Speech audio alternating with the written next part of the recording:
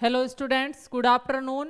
Students, अपना जो topic चल रहा था मानव में युग्मक जनन, और पिछली क्लास के अंदर हमने अंड जनन को स्टार्ट किया था। शुक्राणु जनन अपना कंप्लीट हो गया था और अंड जनन के कुछ बेसिक पॉइंट हमने देख लिए थे, जिसके अंदर हमने देखा था कि जो अंड जनन है वो शुक्राणु जनन की तुलना में थोड़ी सी जटिल प्रक्रिया होती है और इसके अंदर भी 3 चरण होते हैं। सेम वही, सबसे पहले गुणन प्रावस्था, फिर वृद्धि प्रावस्था और फिर परिपक्वन प्रावस्था। ठीक है, अब सबसे पहले हम पढ़ेंगे गुणन प्रावस्था। उससे पहले मैं बताती हूँ, एक कोशिका होती है इनके अंदर, आद्य जनन कोशिका। आद्य जनन कोशिका, देखिए ये कोशिका क्या करती है कि जैसे ही अंडाशय का परिपक्वन होता है तो उसकी उपकला से कुछ कोशिकाएं अलग हो जाती है और वो अंडाशय के वलकुट में प्रवेश कर जाती है और उन कोशिकाओं को बोला जाता है आद्य जनन कोशिका। और ये कोशिकाएं अंडाशय में जाकर परिपक्व होती है और परिपक्व होकर अंड मात्र कोशिका का निर्माण करती है, अंडाणु मात्र कोशिका का या अंड मात्र कोशिका का निर्माण करती है। और इस अंड मात्र कोशिका में फिर कौन सा विभाजन होता है? समसूत्री विभाजन होता है। और इस समसूत्री विभाजन से जो नई कोशिकाएं बनती है उनको बोला जाता है ऊगोनिया। इन ऊगोनियों में से एक ऊगोनिया है वो आगे अंड जनन प्रक्रिया में भाग लेता है और शेष ऊगोनिया होते हैं वो पुटकों में परिवर्तित हो जाते हैं। ठीक है, जो ये ऊगोनिया बनने का प्रोसेस है ये मादा में जन्म से पहले यहाँ तक कंप्लीट हो गया। जन्म के बाद कोई नया ऊगोनिया नहीं बनता है, तो जन्म के तक फिक्स है, ऊगोनिया की संख्या हो जाती है। यही कारण है कि नर के अंदर जो शुक्राणु जनन की प्रक्रिया होती है वो जीवन पर्यंत रहती है, वृद्धावस्था तक बनी रहती है, लेकिन मादा के अंदर है वो 45-50 साल के आसपास है वो अंड जनन की प्रक्रिया बंद हो जाती है। क्यों हो जाती है? क्योंकि ऊगोनिया है वो समाप्त हो जाते हैं। जब तक ऊगोनिया रहते हैं मादा में अंड जनन होता रहेगा। प्रत्येक महीने एक अंडाशय, एक ओवम का अंडाशय से एक ओवम अंडे का रिलीज होता है और जैसे ही 40-50 की उम्र आती है शरीर में ऊगोनिया समाप्त हो जाते हैं, तो मादा में अंड जनन की प्रक्रिया है वो कंप्लीट हो जाती है। उसी समय आर्तव चक्र समाप्त हो जाता है और मादा के अंदर जो सेक्सुअल जो मतलब जनन की प्रक्रिया है वो समाप्त हो जाती है। लेकिन नर के अंदर तो जन्म के बाद स्पर्मेटोजेनेसिस कंटिन्यू जारी रहता है, जन्म से पहले वाला ये कोई प्रोसेस नहीं होता। यही कारण है कि नर में वृद्धावस्था तक शुक्राणुओं का निर्माण होता रहता है, लेकिन मादा के अंदर 40 से 45 की उम्र तक अंडाणु बनते हैं, उसके बाद है वो बंद हो जाते हैं। कारण क्या है? उनके अंदर ऊगोनिया समाप्त हो जाते हैं, क्योंकि जब तक जन्म होता है तब तक शरीर में फिक्स ऊगोनिया बन जाते हैं और फिर वो ऊगोनिया हर महीने एक एक ऊगोनिया क्या करता है? आगे अंडाणुओं का निर्माण करता है। जैसे ही शरीर में ऊगोनिया समाप्त हो गए अंड जनन की प्रक्रिया है वो बंद हो जाती है और आर्तव चक्र का आना है वो बंद हो जाता है। ठीक है, तो जो ये पहली प्रावस्था यहां तक है इसी को क्या बोला जाता है? गुणन प्रावस्था। यानी आद्य जनन कोशिका क्या होती है कि अंडाशय की जनन उपकला से जो कुछ कोशिकाएं हैं वो शरीर की जनन उपकला से कुछ कोशिकाएं अलग हो जाती है और वो कोशिकाएं अंडाशय के वलकुट वाले भाग में प्रवेश कर जाती है और उन कोशिकाओं को क्या बोला जाता है? आद्य जनन कोशिका। इन कोशिकाओं में फिर ये विकसित होकर किसका निर्माण करती है? अंड मात्र कोशिका का। जिस प्रकार शुक्राणु मात्र कोशिका ने विभाजन करके शुक्राणुओं का निर्माण किया था, उसी प्रकार अंड मात्र कोशिका विभाजन करके किसका निर्माण करेगी? अंडाणु का। शुक्राणु मात्र कोशिका ने विभाजन करके 4 शुक्राणु बनाए और चारों ही सक्रिय थे, लेकिन अंड मात्र कोशिका 4 अंडाणु बनाएगी, उनमें से एक सक्रिय होगा और 3 है वो नष्ट हो जाएंगे। आया समझ में आपको पॉइंट? तो ये इसको नोट कीजिए, फिर हम परिभाषा देखते हैं। सबसे पहले इसके साथ ही इसकी परिभाषा नोट कर लेना कि आद्य जनन कोशिका क्या होती है। जनन उपकला से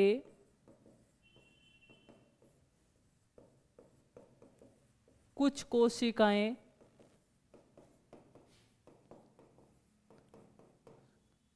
अलग होकर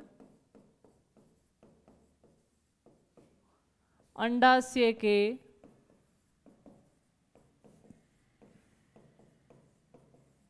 वलकुट में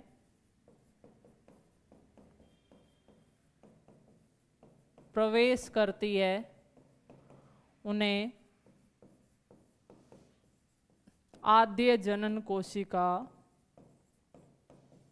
कहा जाता है।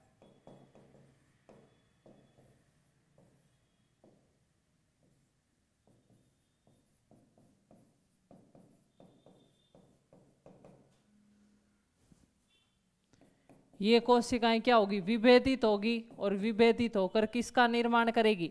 अंड मात्र कोशिका का निर्माण करेगी। इन अंड मात्र कोशिकाओं में कौन सा विभाजन होगा? समसूत्री विभाजन होगा। और समसूत्री विभाजन से जो संरचनाएं बनेगी उसको क्या बोलेंगे? ऊगोनिया।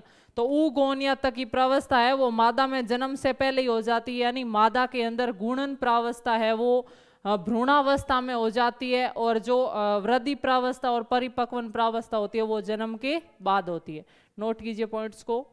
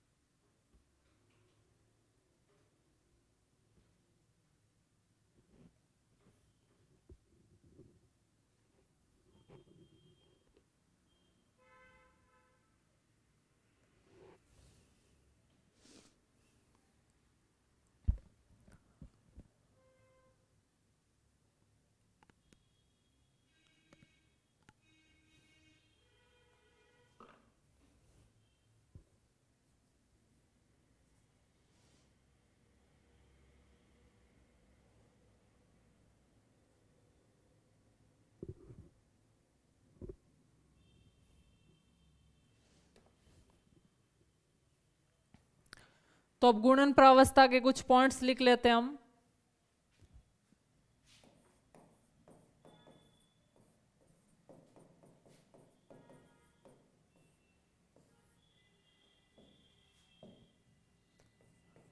आद्य जनन कोशिका,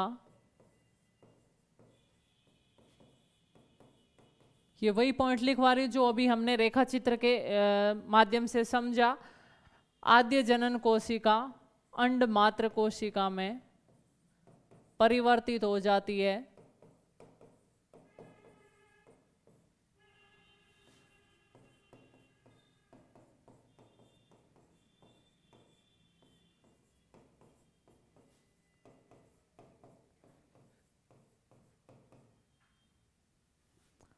अंड मात्र कोशिका में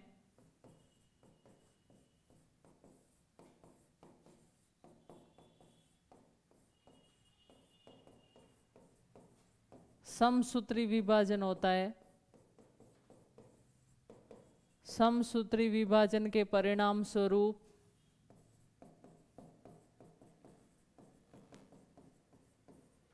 ऊगोनिया बनते हैं।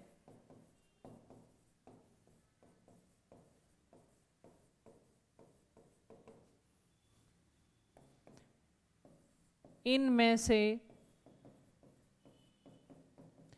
एक ऊगोनिया आगे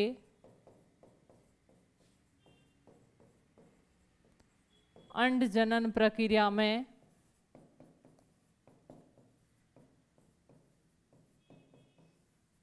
भाग लेता है तथा शेष ऊगोनिया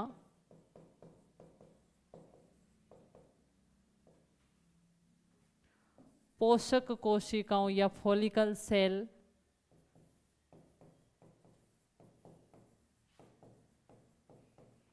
पोषक कोशिकाओं में परिवर्तित हो जाते हैं।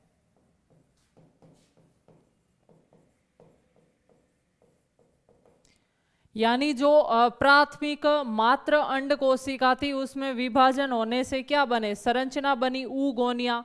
काफी सारे ऊगोनिया बने, इनमें से एक ऊगोनिया है वो आगे अंड जनन की प्रक्रिया में सहायक होता है, अंडे का निर्माण करता है, और शेष ऊगोनिया किस में बदल जाते हैं, पोषक कोशिकाओं में।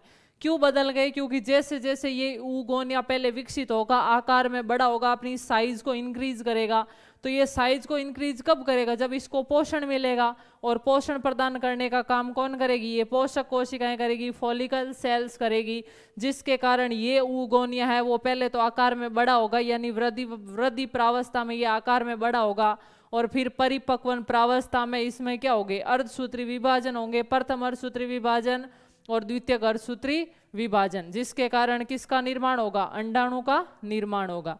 तो नोट कीजिए पॉइंटों को, फिर हम पढ़ते हैं अगली जो आपके वृद्धि प्रावस्था।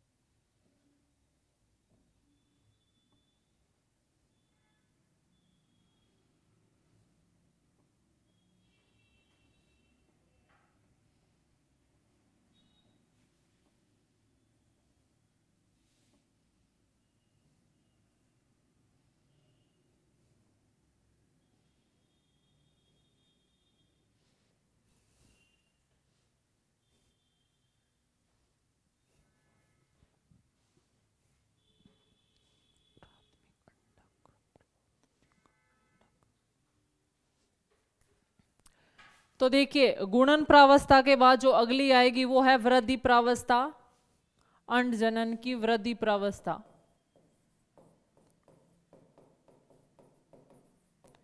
देखिए स्टूडेंट्स, इस अवस्था के अंदर क्या होगा कि जो प्राथमिक ऊसाइट बना था,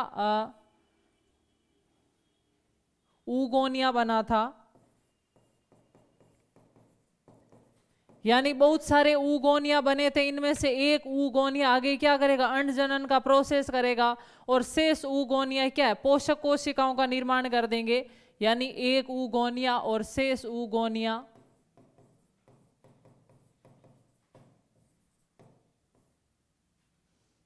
ये आगे अंड जनन में भाग लेगा, और ये किसका निर्माण करेंगे, पोषक कोशिकाओं का निर्माण करेंगे। पोषक कोशिका बना ली। अब आगे प्रोसेस क्या होगा कि ये ऊगोनिया आगे क्या करेगा, इन पोषक कोशिकाओं से पोषण प्रदान करेगा,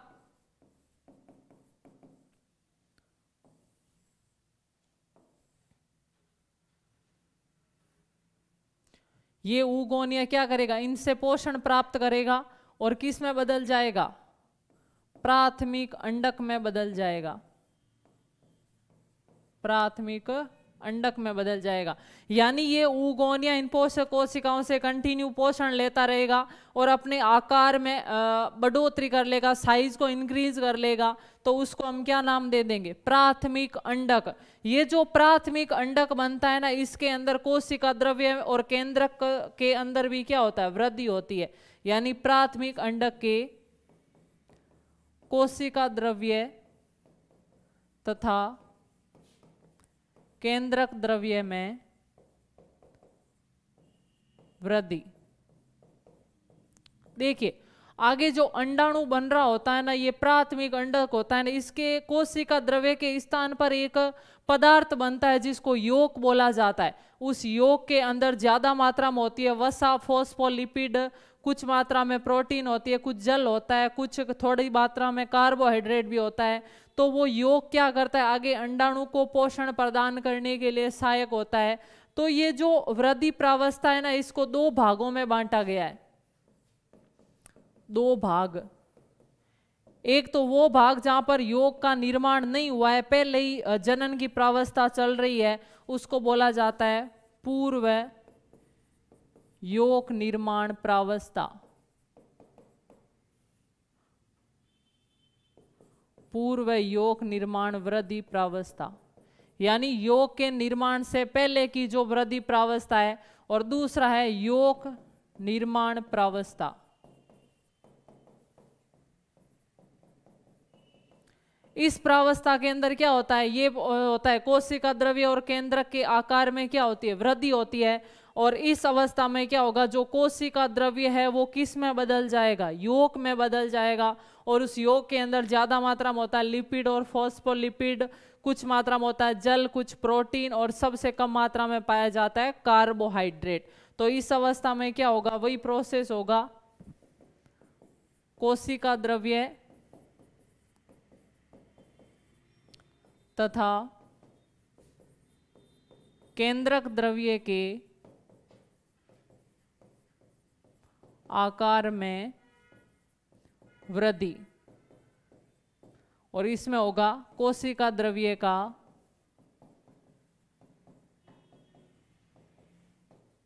योक में रूपांतरण। देखिए हम तो क्या जरायुज प्राणी है, तो हमारे अंदर ये प्रावस्था होती है, यानी बच्चे देने वाले जो जंतु अंडज होते हैं, अंडे देने वाले होते हैं, उनके अंदर योक का निर्माण यहाँ पर नहीं होता है। उनमें योक का निर्माण यकृत या लीवर में हो जाता है और फिर रक्त के द्वारा इन उस साइट के अंदर सीधा ही डाल दिया जाता है। ठीक है, तो ध्यान रखना जो अंडज प्राणी होते हैं उनके अंदर योक का निर्माण कहाँ होता है? यकृत में होता है। ठीक है, तो इसको नोट कीजिए पॉइंट्स को।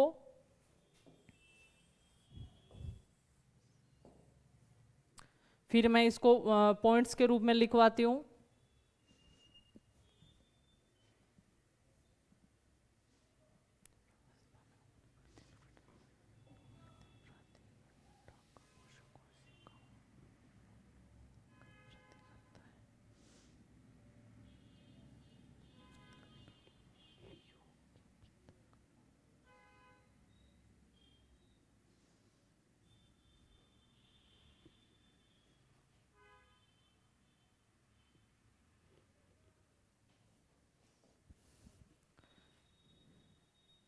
इसको योक निर्माण पूर्व, यहां पे लिख देना पूर्व।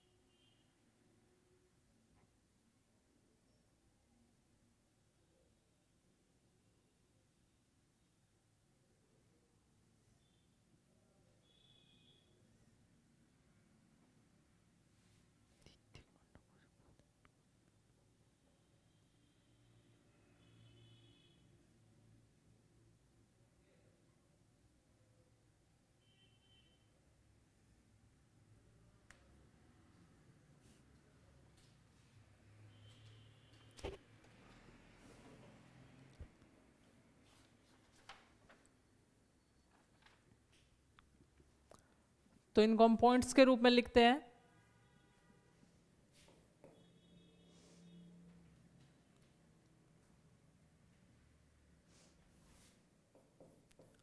वृद्धि प्रावस्था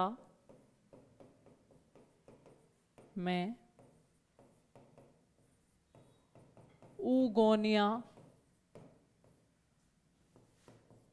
विकसित होकर आकार में बड़ी होती है तथा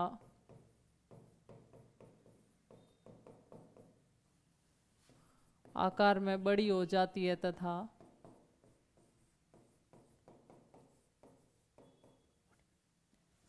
प्राथमिक अंडक कहलाती है। प्राथमिक अंड कहलाती है।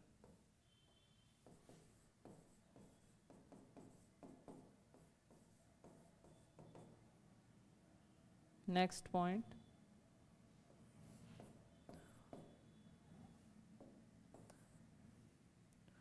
ऊगोनिया प्राथमिक अंड में विकसित होने के लिए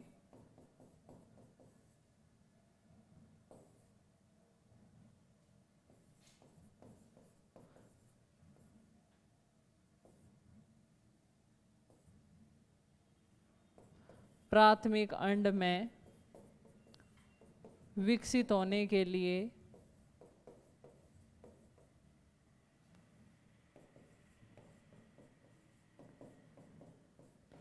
पोषक कोशिकाओं से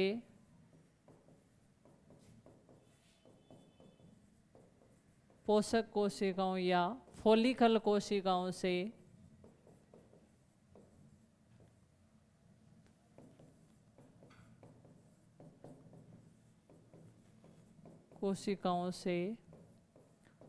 पोषण प्राप्त करती है।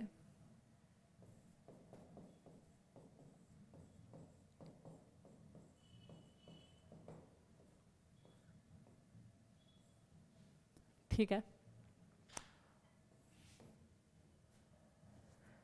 फिर वो पॉइंट आपने नोट कर लिया। वृद्धि प्रावस्था को दो भागों में बांटा गया है, पूर्व पित्तक या पूर्व योग वृद्धि प्रावस्था और योग प्रावस्था। ठीक है, नोट कर लीजिए।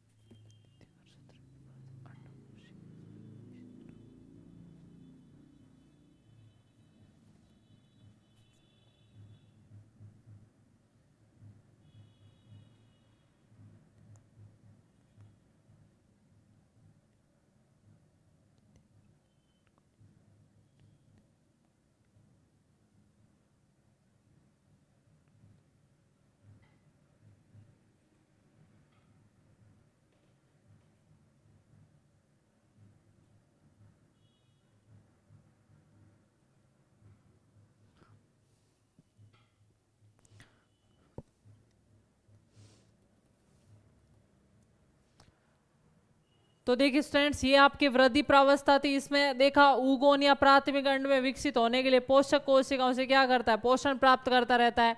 और साथ ही जो प्राथमिक अंड कोशिका है इसमें योग का निर्माण होता है। और योग का निर्माण किसके कारण होता है, कोशिका द्रव्य से होता है। यानी सबसे पहले तो क्या होता है, कोशिका द्रव्य और केंद्रक के आकार में वृद्धि होती है। और उसके पश्चात क्या होता है कि कोशिका द्रव्य है वो धीरे धीरे उसके अंदर कार्बोहाइड्रेट, प्रोटीन और वसा का संग्रहण होने लगता है और वो किस में बदलने लगता है, योक या पित्तक में बदलने लगता है। तो ये पॉइंट भी नोट कर लीजिए। सर्वप्रथम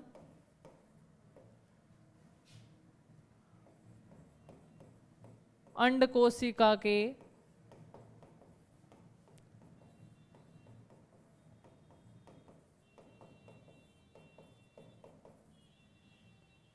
कोशिका द्रव्य और केंद्रक के आकार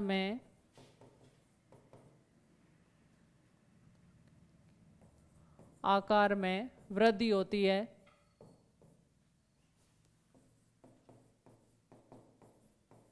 इसे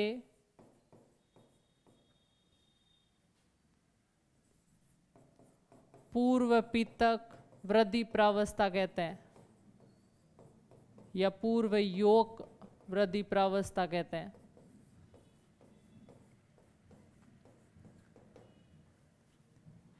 नेक्स्ट, इसके पश्चात कोशिका द्रव्य में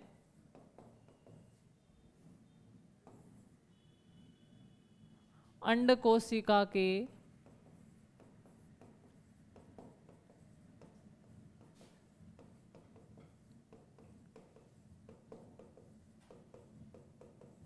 कोशिका द्रव्य में कार्बोहाइड्रेट, प्रोटीन और वसा का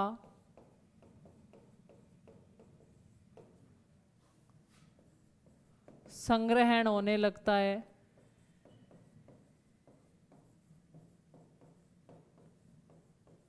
तथा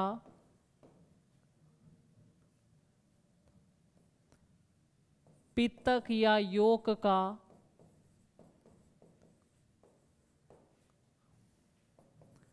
निर्माण होता है।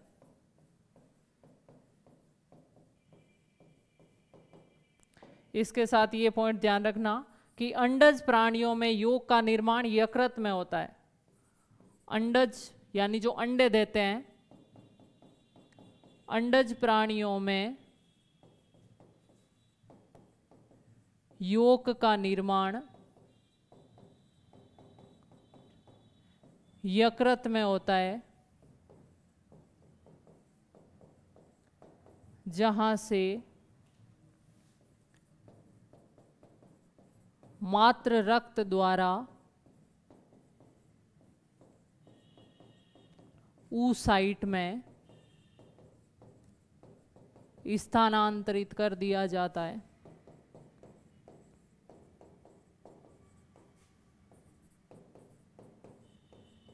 ठीक है, नोट कर लीजिए पॉइंट्स।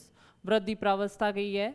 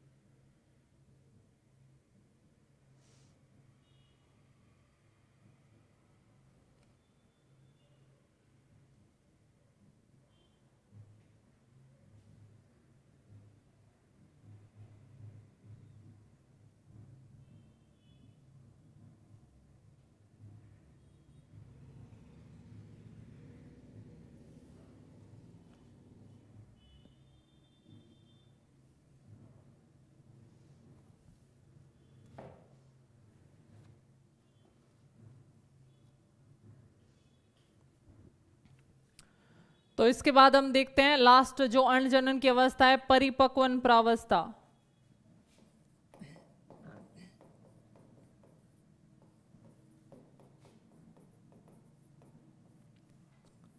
देखिए स्टूडेंट्स, परिपक्वन प्रावस्था में क्या होगा कि जो वृद्धि प्रावस्था में प्राथमिक अंड कोशिका विकसित होकर बड़ी हो गई थी, इसमें क्या होगा, अर्धसूत्री विभाजन होगा।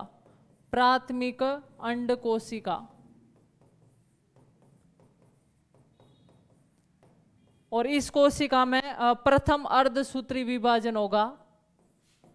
प्रथम अर्धसूत्री विभाजन।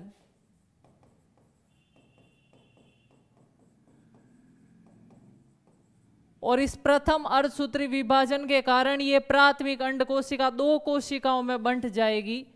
एक कोशिका जो बड़ी होगी, बड़ी तथा अधिक पीतक युक्त कोशिका, अधिक पीतक युक्त कोशिका बनेगी और उसको बोला जाएगा द्वितीयक अंड कोशिका। उसे क्या बोला जाएगा? द्वितीयक अंड कोशिका।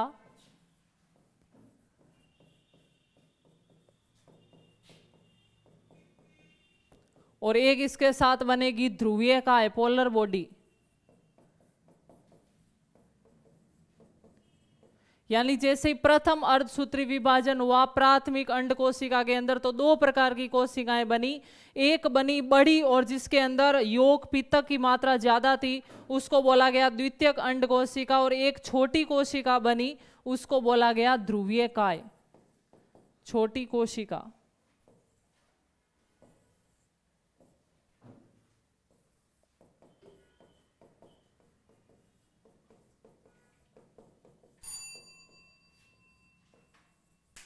इसको बोला गया ध्रुवीय काय।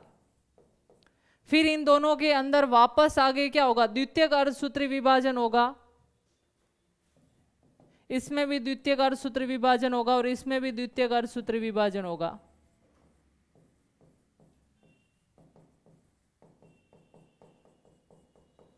और इसमें भी होगा द्वितीयक अर्धसूत्री विभाजन।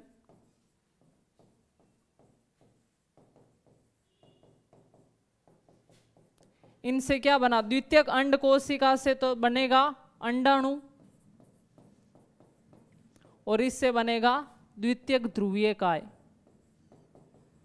द्वितीय ध्रुवीय काय, सेकंड पोलर बॉडी। ज्यादातर जीवों के अंदर जनन अवस्था निषेचन से पहले ये चक्र कंप्लीट होता है।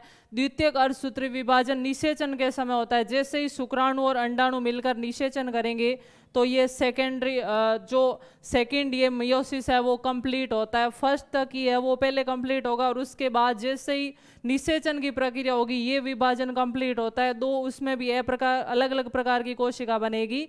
द्वितीयक अंड कोशिका से अंडाणु का निर्माण होगा और ध्रुवीय काय से द्वितीयक ध्रुवीय काय का निर्माण होगा। बाकी हम डिस्कस करेंगे नेक्स्ट क्लास के अंदर। Thank you so much.